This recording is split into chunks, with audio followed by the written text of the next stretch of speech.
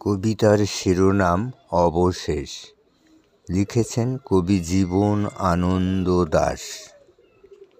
এখানে প্রশান্ত মনে খেলা করে উঁচু উঁচু গাছ, সবুজ পাতার পরে যখন নেমে এসে দুপুরের সূর্যের আঁচ, নদীতে স্মরণ করে একবার পৃথিবীর সকাল বেলাকে।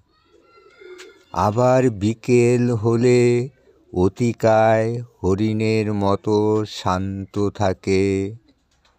এইসব গাছগুলো যেন কোনো দূর থেকে স্পষ্ট বাতাস ভাগের ঘ্রাণের মতো হৃদয়ে জাগায়ে যায় ত্রাস। চেয়ে দেখে ইহাদের পরস্পর নীলিম বিনাশ নড়ে উঠে ক্রস্ততায় আধো নীল আকাশের বুকে হরিণের মতো দ্রুত ঠ্যাঙের তুরকে অন্তর্হিত হয়ে যেতে পারে তারা বটে।